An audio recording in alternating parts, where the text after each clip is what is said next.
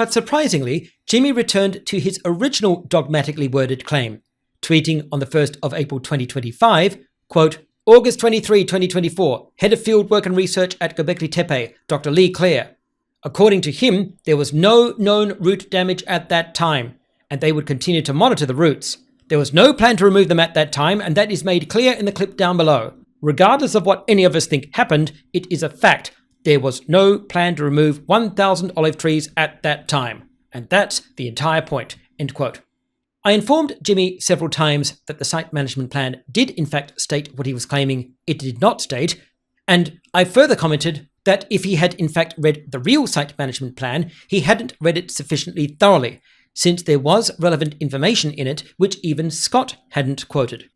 Jimmy and his followers became increasingly frustrated with my suggestion that they read the site management plan before making claims about it, repeatedly requesting that I just show them the information instead so they wouldn't have to read the document for themselves. But I advised them I was saving it for this video. So here it is. Formal reports such as archaeological field reports often come in the form of several documents written over time. This is certainly the case for the 2018 Gobekli Nomination Plan, which consists of 7 documents and over 500 pages, some of which were written in 2016 and 2017. The entire 7 documents consist of an executive summary, nomination text, annexes, maps, the main management plan, the advisory body interim report, and supplementary information. All of this comprises the official site nomination plan. Scott had cited only one of these 7 documents, the main management plan, and Jimmy appeared completely unaware of all the others. Being used to such reports myself, I decided to locate and read every one of the 7 documents, which took a few days.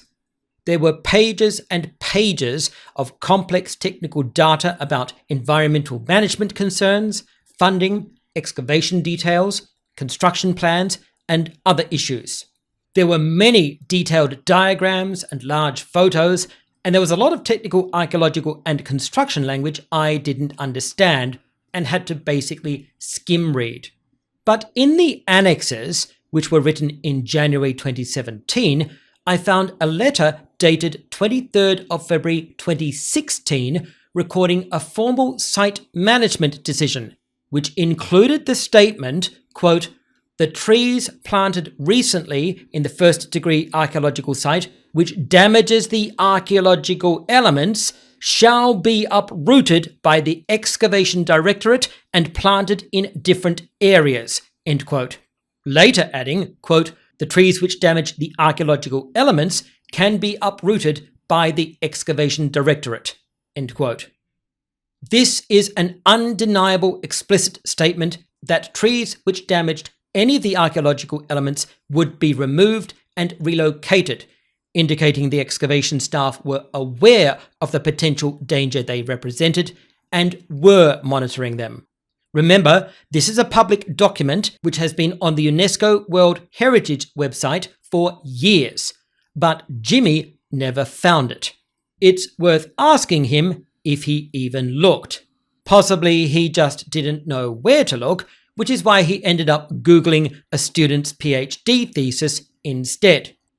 Not only does this 2016 statement contradict Jimmy's claims that, quote, there was no plan to remove the trees, end quote, and, quote, there was absolutely no plan to remove the destructive tree roots until after I put this on blast, end quote, it further disproves his claim that he was the first to raise the potential danger of the trees, as well as disproving his claims that, quote, there was no site management plan in existence involving the removal of trees at Gobekli Tepe, end quote, and, quote, there was no site management plan existed for the removal of these trees until after I put this on blast in June 2024, end quote, and, quote, none of the official site management plans for Gobekli Tepe state anything about the trees, much less any plan to remove them, end quote, and, quote, none of the site management plans say this whatsoever, end quote. But there's more. The information I've quoted was in the annexes. In the supplementary information document, dated to the end of 2017, I found a progress report which outlined plans for, quote, preparation and implementation of a program for monitoring environmental impacts during and after construction, end quote, and, quote, environmental oversight, end quote, to be carried out from the 4th of September 2016 to the 31st of October 2017. This makes it clear the site was being monitored for environmental impact due to the construction of facilities on the site. But there's still more. Later in the supplementary information document, I found a list of, quote, Gobekli Tepe Conservation Plan conservation priorities, end quote, which described, quote, site presentation, conservation, and research objectives, end quote, and an action plan with, quote, a high priority for conservation measures, end quote. Within the list of high priority actions, I found, quote, priority 4, long-term activities, removal of olive trees, impact of roots on unexcavated archaeological heritage, end quote. This is an indisputable explicit statement dating to the end of 2017 that the excavation team were already aware of the potential danger of the olive tree roots on the unexcavated archaeological remains and that they planned to remove them.